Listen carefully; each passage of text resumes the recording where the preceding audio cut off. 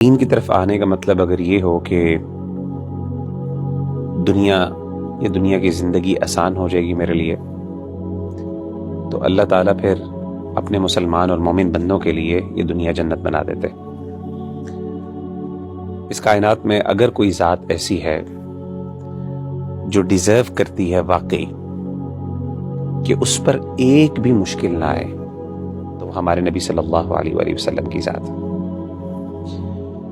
کیونکہ آپ صلی اللہ علیہ وسلم نے جو اس امت کے لیے قربانیاں دیں، آپ صلی اللہ علیہ وسلم کا جو اللہ سے تعلق ہے وہ کسی اور کا نہیں۔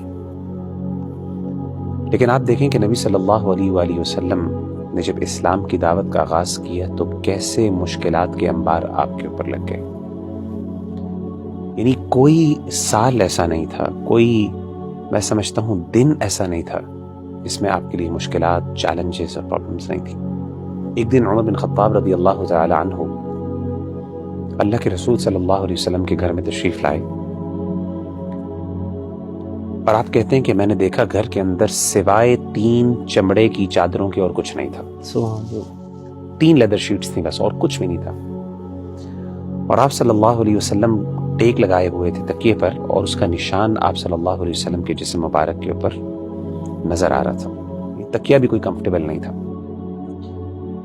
تو آپ صلی اللہ علیہ وسلم کی اس جب حالت دیکھی حضرت عمر بن خطاب نے، تو آپ اس کیفیت کو برداشت نہ کر سکے اور کہا کہ یا رسول اللہ، اے اللہ کے رسول صلی اللہ علیہ وسلم، ادعو اللہ، اللہ سے کیوں نہیں آپ دعا کرتے ہیں، فلیوسع علی امتک، کہ وہ آپ کی امت کے اوپر فراوانی کر دیں۔ فإن فارس والروم لا يعبدون اللہ، جو پرشین امپائر ہے، جو رومن امپائر ہے، وہ تو اللہ کی عبادت نہیں کرتے، ولیکن قد وسع علیہم، لیکن ان کے اوپر تو مال و دولت کے جو ہے خزانے کھلے ہیں، تو آپ کیوں نہیں اللہ تعالیٰ سے دعا کرتے؟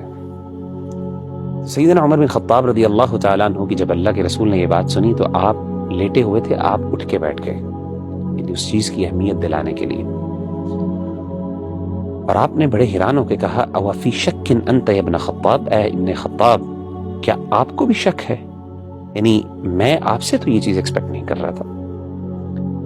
اولئک قوم عجلت لهم طیباتهم فی حیات الدنیا، آپ نے فرمایا یہ وہ قوم ہے جس نے اگر دنیا کے اندر کوئی خیر کا کام کیا ہے تو اس کی جزا ان کو دنیا میں ہی مل گئی، ان کے لیے دنیا میں ان کی جزا جلدی کر دی گئی۔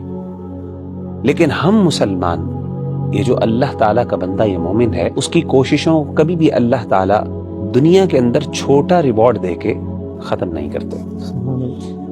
اور یہ چیز نبی صلی اللہ علیہ وسلم کی صرف سچویشن یا کنڈیشن نہیں تھی، بلکہ آپ صلی اللہ علیہ وسلم کے لیے جسمانی طور پہ بھی تکلیف دوسروں کی نسبت زیادہ ہوتی تھی۔ سیدنا عبداللہ بن مسعود رضی اللہ تعالیٰ عنہ فرماتے ہیں، ذکر کرتے ہیں کہ جب اللہ کے رسول صلی اللہ علیہ وسلم اپنی آخری بیماری میں تھے اور آپ دنیا سے رخصت ہوئے، تو آپ کہتے ہیں کہ میں آپ صلی اللہ علیہ وسلم کے پاس گیا آپ کی عیادت کرنے کے لیے، تو میں نے آپ کی تکلیف کو دیکھا، مجھے بڑی تکلیف ہوئی اس کی، اور مجھ سے رہا نہیں گیا، اور میں نے کہا کہ یا رسول اللہ انک لتوعک وعکا شدیدا، کہ اللہ کے رسول صلی اللہ علیہ وسلم آپ کو تو اتنا سخت بخار ہے، مطلب میں نے کبھی اتنا سخت بخار دیکھا نہیں۔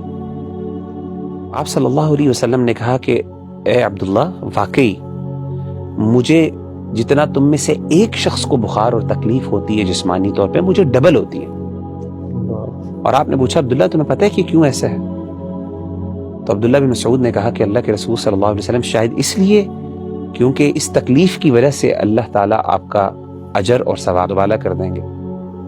تو آپ نے کہا ایسی بات ہے، اور آپ نے فرمایا کہ جب ایک مومن پر کوئی تکلیف آتی ہے تو اللہ نہ صرف اس کے گناہوں کو معاف کرتے ہیں بلکہ اللہ تعالیٰ اس کے درجات بھی بلند کر دیتے ہیں۔ تو اپنا بندہ جو اللہ کا ہے، بعض اوقات میں سمجھتا ہوں بعض اوقات اس کے لیے دین میں آنے کے بعد مشکلات زیادہ بڑھ جاتی ہیں، اور یہ اللہ کی محبت کی نشانی اور دلیل ہے۔ کیوں؟ ایز لانگ ایز وہ دین پہ قائم رہے۔